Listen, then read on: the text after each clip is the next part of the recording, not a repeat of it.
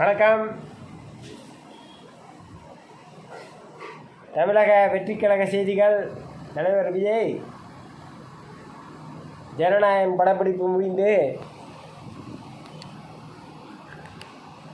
அந்த நாள் இனிதாக கொண்டாடி அமைதியாக முறையில் எல்லாருக்கும் அமைதியான முறையில் சொல்லிவிட்டு விடைபெற்றார். அதுக்கடுத்து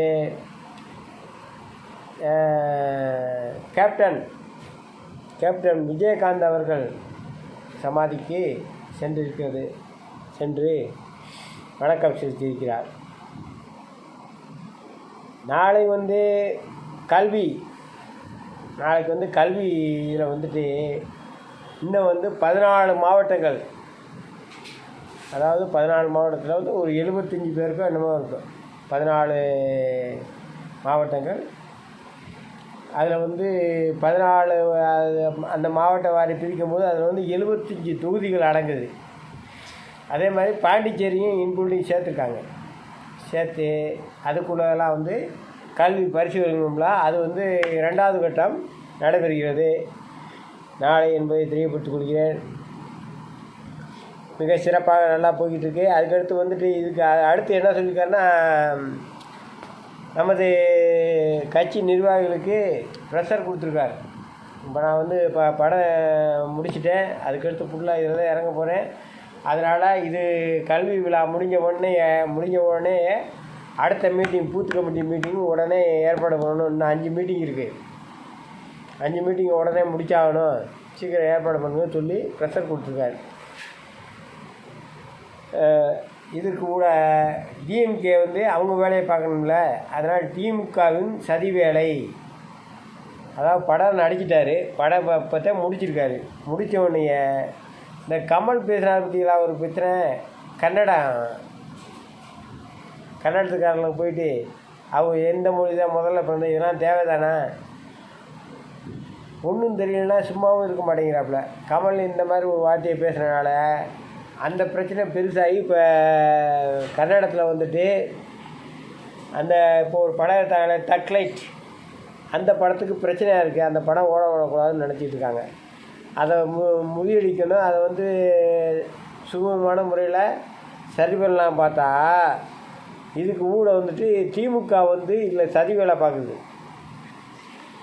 நான் கூட நினச்சேன் கமலுக்கே துணிச்சல் வந்துருச்சாக்க, அதெல்லாம் மன்னிப்பு கேட்க முடியாதுன்னு பேசுகிற அளவுக்கு அது துணிச்சல் வந்துருச்சு அப்படின்னு நினச்சேன். ஆனால் இது கமல் மன்னிப்பு கேட்காத காரணம் திமுகவின் சதி வேலை. ஏன்னா நமது படம் ஜனநாயகன் படத்தில் ஒருத்தர் கன்னடத்தை சேர்ந்தவர் இருக்கார். எல்லா நாடும் சேர்ந்தவர் தான் இருப்பாங்க. ஹிந்திக்காரன் கூட தான் இருப்பார்.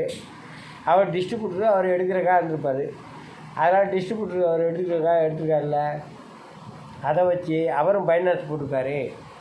அப்படின்னா இந்த படத்துக்கு தடை வரணும் அப்படிங்கிறக்காகத்தான் இதை லேட் பண்ணுற மாதிரி சொல்கிறாங்க. அதெல்லாம் ஒன்றும் நடக்காது.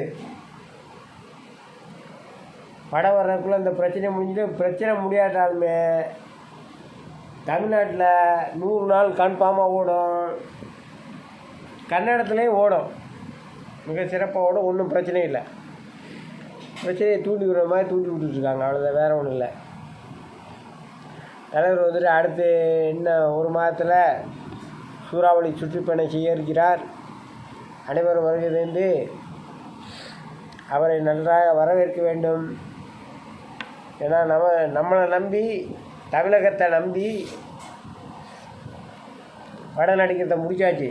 இனிமேல் வந்தால் முழு நேர அரசியல் அப்படின்னு சொல்லிட்டாரு. முழு நேர அரசியல் தான் இருக்க போகிறாரு, நம்ம கூட தான் இருக்க போகிறாரு. அதனால் கோரிக்கை மனுக்கள், நம்மளுடைய திட்டங்கள் வர்றாருன்னா அவரை வரவேற்றா பத்தாது. மாவட்ட செயலாளர்கள், அதே மாதிரி பூத் கமிட்டி ஏஜெண்ட்டு, அந்த தொகுதியில் என்ன பிரச்சனை இருக்குது, என்னென்ன பிரச்சனைலாம் இங்கே இருக்குங்கிறத இப்போ ப்ரெஷர் கொடுக்குறான்னா எதுக்குன்னு பார்க்கணும். என்னென்ன பிரச்சனை இங்கே இருக்குது, இந்த தொகுதியா, இந்த தொகுதியில் என்னென்ன பிரச்சனை இருக்குது, மானாமதுரை தொகுதியா, மானாமதுரையில் ஏன் என்ன எதுவும் பண்ணாமல் இருக்காங்க, மானாமதுரையில் பாலம் பாதியில் எடுத்து 2 ஓரம் கரை ஓரம் ஆற்று ஓரத்தில் பாலம் போடுறேன்னாங்க, என்னாச்சு, அது ஏன் போடல அப்படிங்கிறத மானாமதுரை தொகுதிக்காரங்க எழுதி கொடுக்கலாம். அந்த மாதிரி ஒரு தொகுதியிலே ஒரு பிரச்சனை இருக்கும். அந்த பிரச்சனை என்ன அப்படிங்கிற பார்த்து எங்கள் ஏரியாவில் இந்த மாதிரி ட்ரைனேஜ் இல்லாமல் நாங்கள் ரொம்ப கஷ்டப்படுறோம், ஊர் பெருசாகிடுச்சு, ட்ரைனேஜ் இல்லைன்னு ஒரு ஊரில் இருக்கோம். அப்போ அதை வந்து தெரியப்படுத்தணும். இப்போ இந்த பிரச்சனைலாம் தெரியப்படுத்தாதே நாளைக்கு அவர் மேடை பேசும்போது இந்த இந்த ஏரியாவில் வந்து இந்த பிரச்சனை இருக்குது, இந்த பிரச்சனை வந்து நீங்கள் வந்து 10 ஆண்டுகளாக சொல்லிக்கிட்டு இருக்கீங்க, அதை வந்து நம்ம ஆட்சிக்கு வந்தவங்க உடனே நிறைவேற்றப்படும் அப்படின்னு அப்போ தான் அவர் பேச முடியும். அதுக்காக எல்லாம் வந்து தொகுதிகளில் என்னென்ன பிரச்சனை இருக்குங்கிறத ஒரு லிஸ்ட் எடுத்து அதை உடனே நமது அண்ணன் செயலாளர் புஜி ஆனந்த் அவர்களுக்கு அனுப்புனீங்கன்னா அது தலைவர்களுக்கு போயிடும் டைரெக்டாக. போன உடனே எதுன்னு பார்த்து அதெல்லாம் பேசுகிறதுக்கு அப்போ தான் வாய்ப்பாக இருக்கும். என்னென்ன கோரிக்கை இருக்குது, அணைக்கட்டில் விவசாயிகள் நிறைய இருக்காங்க, விவசாயிகளுக்கு வந்து உரிய பாதுகாப்பு இல்லை, அவங்க விவசாயம் பண்ண பொருள்லாம் வந்துட்டு வாங்காமல் வேஸ்ட் ஆகிக்கிறாங்க, உழவு சந்தை இல்லை, உழவு சந்தை இருந்தால் அந்த விவசாயத்தெல்லாம் எங்கள் ஏரியாலே ஒரு உழவு சந்தை இருந்துச்சுன்னா நான் இதை கொண்டாந்து நான் விற்றுருப்பேன், இதை நான் தூக்கிட்டு இவ்வளோ தூரம் போகணுமா அப்படிங்கிறக்கா நான் போகலை, அதனால தான் நின்று போச்சு. விவசாய பிரச்சனை எப்படி சொல்லணும், இதெல்லாம் வந்து நம்ம முன் வைக்கணும். முன் வச்சு இந்த கோரிக்கையெல்லாம் இந்த பூத் கமிட்டி ஏஜெண்ட்டு, மாவட்ட செயலாளர்கள் அவங்கெல்லாம் இந்த மாதிரி முடிவுகளை தனிச்சையாக எடுத்து அதுக்கப்புறம் தலைவருக்கு கோரிக்கையை வைக்கணும். நாளைக்கு பேசும்போது அப்போ தான் பேச முடியும். இந்த இந்த எங்கள்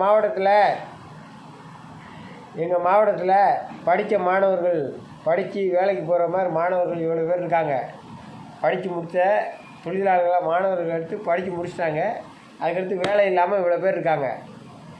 படிச்சிருந்து ஏன் வேலை இல்லை, இங்கே ஏதாவது ஒரு கம்பெனி ஃபேக்ட்ரி ஆரம்பித்தா நல்லாயிருக்கும், அதெல்லாம் ஆரம்பிக்காமல் அப்படியே போட்டு வச்சுருக்காங்க, அதனால் வேலை இல்லாமல் இருக்கும் அப்படிங்கிறத சொல்லணும். சொல்லி நம்ம தலைவர்கிட்ட சொன்னோம்னாத்தே அவர் மேடைக்கு வரும்போது இந்த ஏரியாவில் வந்துட்டு இந்த தேவைப்படுது, கல்வி வசதியெல்லாம் பண்ணித்தரேன் நாங்கள் பண்ணல அப்படிங்கிறத அதை வந்து அவர் முன் வச்சு இதை வந்து நான் வந்தோடனே நான் உங்களுக்கு இதை நிறைவேற்றி தர்றேன் அப்படிங்கிறத சொல்லுவார். ஏன் என்னென்னமோ சொன்னாங்க. இப்போ திமுக சொல்லலையா நீட் தேர்வே ஒழிச்சிருவேன், எங்கே ஒழிஞ்சுது, நீட்டை ஒழிக்க முடிஞ்சா, நீட்டுக்கு அவருக்கு சம்மந்தம் இல்லைன்னு தெரியுது, அப்படி இருந்து நீட் தேர்வு ஒழிக்கணும்னு ஏமாற்றி ஓட்டு வாங்கினாச்சுல, ஏமாத்துறவங்களுக்கு தான் காலமாக இருக்குது. நம்ம நல்ல முறையில் பண்ண போகிறோம், நம்ம தெளிவாக நீங்கள் சொல்லுங்கள். மதுரையில் நிறைய பேருக்கு வேலை இல்லாமல் இருக்குது, வேலை இல்லாதவங்களுக்கெல்லாம் நான் எல்லாம் வேலை வாங்கி தர்றேன் அப்படிலாம் பேசுகிறாங்க. போன ட்ரிப்பு மதுரையில் எங்கே வேலை வாய்ப்பு வந்திருக்கு, எந்த வேலை வாய்ப்பும் இல்லை. ஏன் இப்போ ஒரு மீட்டிங் போட்டாங்கல்ல, அந்த மீட்டிங் போட்டப்ப அது என்னாச்சு, அந்த மீட்டிங் போடுற அந்த வழியில் இருக்க சாக்கடை பூரா அடைச்சிருக்காங்க. அதுக்கு கால்வா மாதிரி போட்டு அதை பராமரித்து தரேன்னு சொல்லி தானே ஓட்டு வாங்கினீங்க. அப்போ அதை பராமரிக்கணும்ல, அது பராமரிக்கலை. அதை பராமரிக்காமல் இந்த மாதிரி என்ன சொல்கிறாங்க, இப்போ இதை பராமரிக்கணும் அப்படின்னு இப்போ மக்கள் கேட்குறாங்க. ஆனால் அதை பற்றி எதுவும் பேசாமல் அதை திரையை போட்டு மறைச்சிட்டா போதுமா? நாளைக்கு தேர்தல் பிரச்சாரத்துக்கு வரும்போது திரையை போட்டு மறைப்பீங்களா? கேட்டால் ரோட் ஷோ நடத்துகிறாங்களாம். எங்கே சாக்கடைக்குள்ளே இறங்கி நடந்து போக வேண்டியதானே? இந்த மாதிரிலாம் பண்ணி ஏமாத்துறவங்க காலம் வந்து எவ்வளோ நாளைக்கு நடக்கும்? அதனால் அடுத்த ஆட்சி நம்ம ஆட்சி தான். இந்த மாதிரி திட்டங்கள்லாம் முன் வைக்கணும். தலைவருக்கு முன்னால் எடுத்து வைங்க. தொண்டர்கள் எல்லாருமே சேர்ந்து மாவட்ட செயலாளருக்கு தெரியப்படுத்துங்க, எங்கள் ஏரியாவில் இல்லைன்னு சொன்னீங்கன்னா தான் அது சேர வரும். ஓகே, நன்றி, வணக்கம்.